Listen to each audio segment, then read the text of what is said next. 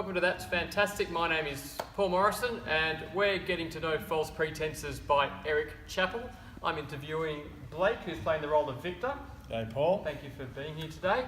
Well, more to the point, I'm here today because this is the set. You bumped in the show yesterday. And how's it all going? How's the whole thing coming together? It's good. Yeah, it's a lot of fun. Great script and quite a good group and cast to work with. So it's coming along nicely. So tell me a little bit about the show as much as you can without releasing any spoilers. Okay. It's a very complicated storyline. Yeah, look, it's I think it's a crack up. When I first read the script, I went, "This is brilliant," and it's very funny. So basically, there's a con man who's been in prison. Yeah. And anyway, he ends up staying with his sister and her husband. Sure. But he's a compulsive liar. Mm-hmm. So, but I guess it's kind of interesting the story in that I'm Victor and my sister in the play has a friend staying with them. Right. And that friend is recently bereaved. Mm-hmm. And so the whole story is very much around Victor realising that this widow has got money and he's trying to work out, all right, well, how do we coordinate this so potentially win her hand? Yes. And I'm probably giving away too much, but yeah, it's a lot of interesting scenarios happening with him staying in a house he's probably not welcome in, and how it all kind of fits together with, the bank manager who he owes money to, and then an ex-prison mate. Yeah. So there's a bunch of different things happening in it. So it's good fun. Yeah, great. And this is a hobby of yours, acting on stage. It's been a long time between drinks for you in regard to being on stage. Yeah, it has.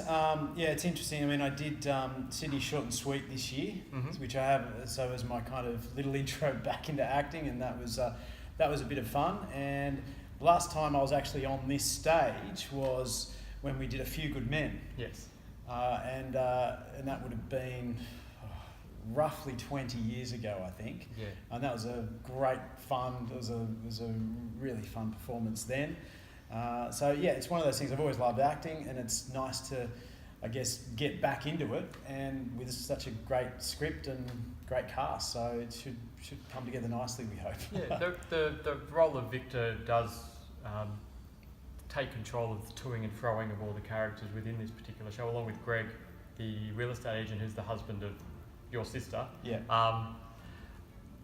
You have a lot of dialogue in this particular show. Do you have any techniques that you use to learn the lines? Yes.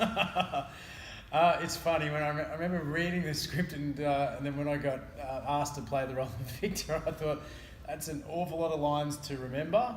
And the usual way is to print out the script, highlight it, and put your hand over the words and what have you.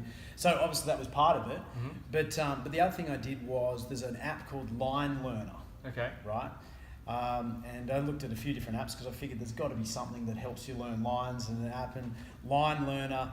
It only costs a few dollars, but it's a great way to learn lines because you can literally record your line and the next person's line, and then you can play it back with a pause after other people's lines before you say yours, or you can organise it so that they say their line and then there's just a gap for the time, and a little bit more for the time that you spend on your line, so that you can just say it back to yourself. So it's actually a great way to remember lines. Oh, great. Well, that's good advice. So this is a farce. This is an absolute comedy. Yeah. And I noticed whilst you're rehearsing that you do things like the haka, and there's all these other things associated. This is what we do for a hobby. This is community theatre. Yeah. What do you do as a day job? Very different role, I would say. So I work as a kind of a management consultant, an author, and I speak at conferences, events, that sort of thing as well. Yeah. I also do a little bit of stuff. I founded something called Pay It Forward Day a few years ago, which is kind of a kindness movement that's gone around the world. So I get to do a few different things. So it's but you know, as I say, acting's always been a passion. I've always enjoyed it, and it's great to be able to, you know, it's funny because the dates for this performance actually lined up in my diary with times I had available, so it's like great. Yeah, excellent. So it's Because this production opens on the 9th of November, so it's not too far away. So you're putting your final polishing on your dress rehearsals here. So I do appreciate you giving me the time.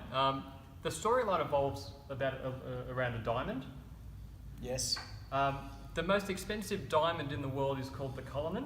It's worth $400 million. Yep. What would you do with that? What would Victor do, or what would I personally do? Let's ask both questions then. What would you do with it, and what would Victor do with it?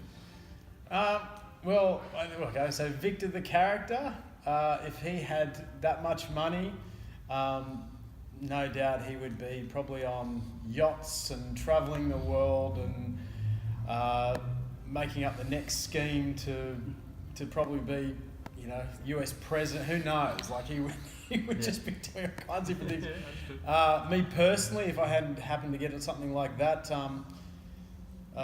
it'd be pretty amazing. Obviously, you'd probably sell it, and you'd give a big portion to different charities and worthwhile causes, and you'd set up your family and your friends, and you'd travel as well, and do whatever you love to make a difference, I guess. Yeah, great. All right. Well, I do appreciate your time today. False Pretences has been presented by Sutherland Theatre Company. It opens on the 9th of November, and all the booking details will be on the Facebook page. So if you have a look at that page, you'll be able to find all the ticketing information. And Blake, thank you for your time. No problems. Thanks, Paul. As always, be fantastic.